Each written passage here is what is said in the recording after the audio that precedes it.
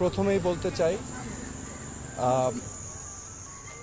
বাংলাদেশের মুক্তিযুদ্ধ নেতৃত্ব দানকারী বাংলাদেশের প্রথম প্রধানমন্ত্রী তাজউদ্দিন আহমেদ এবং সৈয়দা জোহরা তাজউদ্দিনের সন্তান এবং আমি নিজেই একজন রাজনীতিবিদ হিসেবে আমি 2 টার্ম বাংলাদেশ সংসদের সদস্য ছিলাম, স্বরাষ্ট্র প্রতিমন্ত্রীর দায়িত্ব পালন করেছি এবং এখন আমি একজন সাধারণ নাগরিক। আমি আজকে এই ব্যাকগ্রাউন্ড এবং একজন সাধারণ নাগরিক হিসাবে আমি ডিবি অফিসে এসেছি, কারণ আমি বাংলাদেশের সকল মানুষের মতোই বাংলাদেশকে নিয়ে উদ্বিগ্ন বোধ করছি। আজকে এই পরিস্থিতি নিয়ে উদ্বিগ্ন বোধ করছি, কারণ আমি জানি বাংলাদেশের সকল মানুষ জানে যে আমরা মহান মুক্তিযুদ্ধ করেছিলাম একটি সোনার বাংলাদেশের জন্য, যেই সোনার বাংলাদেশে ন্যায় বিচার থাকবে, যেই সোনার বাংলাদেশে মেধা দিয়েই যাচাই হবে যোগ্যতা, যেই সোনার বাংলাদেশে গরিব ধনী সকলের জন্য মৌলিক অধিকার থাকবে, বাক স্বাধীনতা থাকবে, চিন্তার স্বাধীনতা থাকবে। আজকে আমি মনে করছি যে আমাদের সকলেরই এই অধিকারগুলো ক্ষুণ্ণ হচ্ছে মারাত্মকভাবে। আজকে আমরা জানি যে এখানে কোটা আন্দোলন হয়েছে, কোটা সংস্কার আন্দোলন হয়েছে এবং এই কোটা সংস্কার আন্দোলন নিয়ে আমাদের দেশে একটি অশান্তিপূর্ণ পরিস্থিতি বিরাজ করছে। এখানে শত শত মানুষ নিহত হয়েছে, নিরীহ 5 বছরের বাচ্চা থেকে শুরু করে 8, 10, 15, 16 ছাত্র, সাধারণ মানুষ সহ অনেক মানুষের প্রাণহানি হয়েছে এবং এটা আমাদের সবাইকে ক্ষত করেছে, আমাদের বিবেককে নাড়া দিয়েছে। এই বিবেকের নাড়ার কারণেই আজকে আমি ব্যক্তিগতভাবে ডিবি অফিসে এসেছি। কেন এসেছি? আমি ডিবি প্রধানের কাছে 3টা প্রশ্ন নিয়ে এসেছিলাম। আমার প্রথম প্রশ্ন ছিল যে এই 6 জন সমন্বয়কারীকে গ্রেফতার করা হয়েছে নাকি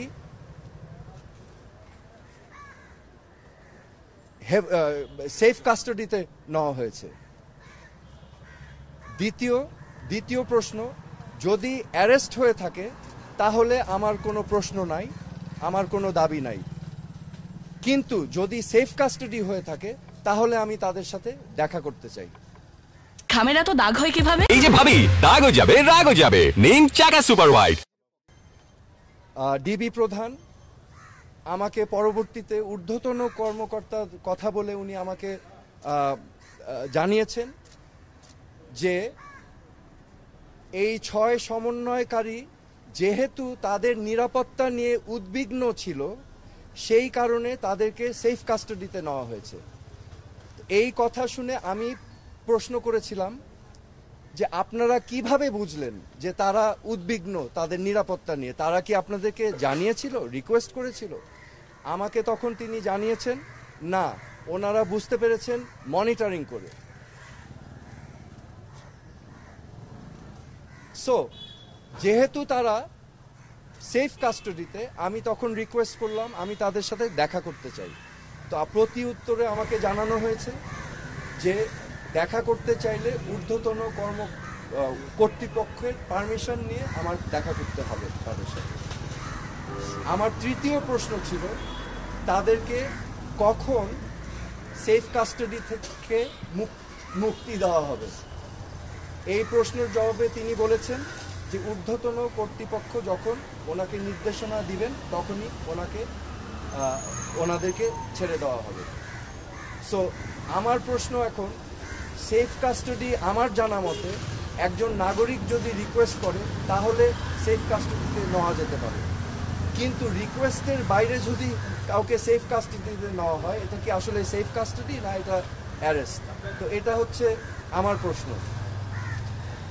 এখানে আমি আপনাদের সম্মুখে স্পষ্টভাবে বলতে চাই, এই ছাত্র আন্দোলন, কোটা সংস্কার আন্দোলন নিয়ে যে সকল ক্ষয়ক্ষতি হয়েছে, ক্ষয়ক্ষতি কিছুই না। ক্ষয়ক্ষতি কেন কিছু না? এই ক্ষয়ক্ষতি যেই সম্পদের ধ্বংস হয়েছে সেগুলো তো জনগণের ট্যাক্স দিয়েই করা হয়েছে, এগুলো জনগণের সম্পদ, এগুলো হয়তো ভবিষ্যতে আমরাই আবার গড়ে নিব, কিন্তু একটি প্রাণ যেটা আমরা হারিয়েছি, একটি প্রাণও কি আমরা ফেরত পাবো? এই প্রাণ কি ফিরে আসবে? আমাদের মনে রাখতে হবে মুখ্য জিনিসটা কি, প্রাণের মূল্য কিন্তু কোটি কোটি কোটি কোটি কোটি টাকার থেকেও অনেক বেশি, তা অমূল্য। তো আমার আজকে আপনাদের সামনে আমি স্পষ্টভাবে বলতে চাই আইন শৃঙ্খলা রক্ষাকারী বাহিনীদের, আমাদের সেনাবাহিনীদের, যে আমাদের ছাত্রছাত্রী ভাই বোনদের বুকে যেন আরেকটা গুলি না যায়। আপনারা বিরত থাকুন, এটা ঠিক না, দিস ইজ নট রাইট। আমার মনে হয় যে এখানে একটা সমূহ সমাধান প্রয়োজন, এবং সমাধানের প্রথম কাজ যেটা করতে হবে, প্রতিটি হত্যাকাণ্ড সুনির্দিষ্টভাবে ইন্ডিপেন্ডেন্ট এনকোয়ারি করে বিচার করতে হবে, এবং এগুলোর জন্য যারা যারা দায়ী তাদেরকে আইনের আওতায় আনতে হবে। বিচার বহির্ভূত কোনো হত্যাকাণ্ড করা যাবে না, এবং আমাদের এই সমাধান রাজনৈতিকভাবে করতে হবে। এই সমাধান সবাইকে নিয়ে আলোচনার মাধ্যমে করতে হবে। এই সমাধান করার জন্য প্রথম শর্ত আমি যেটা বললাম, যে বিচার করতে হবে। এই প্রাণহানির প্রত্যেকটা প্রাণহানির বিচার করতে হবে, এবং যারা এটার জন্য দায়ী তাদেরকে আইনের আওতায় আনতে হবে। তারপরে আলোচনার মাধ্যমে সমাধান করতে হবে। আমি তীব্র নিন্দা জানাই এবং প্রতিবাদ জানাই। শিক্ষার্থী ভাই বোনদেরকে গ্রেফতার করা থেকে বিরত থাকার জন্য আমি আহ্বান করছি। শিক্ষার্থীদের জন্য আমার মেসেজ আছে, আমাদের ভবিষ্যৎ স্বপ্ন যেন বিনষ্ট না হয়। আমাদের বাংলাদেশ আমরা লক্ষ লক্ষ শহীদের রক্তের বিনিময়ে আমরা অর্জন করেছি। এই দেশটা তোমাদের, এই দেশটাকে তোমাদেরই করতে হবে। It is your responsibility, do not lose hope. Okay? এবং সামনের দিক ভালো দিন আসবে, কিন্তু এখন কষ্ট করতে হবে, হোপ আশা ছাড়া যাবে না। এই দেশটা তোমাদের সম্পদ, তোমাদেরই করতে হবে। তোমরা ন্যায় পথে থাকবে, সত্যর পথে থাকবে, অন্যায়ের বিরুদ্ধে প্রতিবাদ করবে। That is my message. আমার কোনো পদক্ষেপ কর্মসূচি নাই, আমি আমার বিবেকের তাড়নায় এসেছি। যেটা আমি দেখছি চারিপাশে মানুষ যেই প্রশ্নগুলো করছে, যেই জবাবগুলো চাচ্ছে, আমি সেটাই জানতে এসেছি একজন নাগরিক হিসাবে। কিন্তু আমি বলেছি আমার একটা পরিচয় আছে, এই দেশের উপর আমারও হক আছে এবং সবার হক আছে।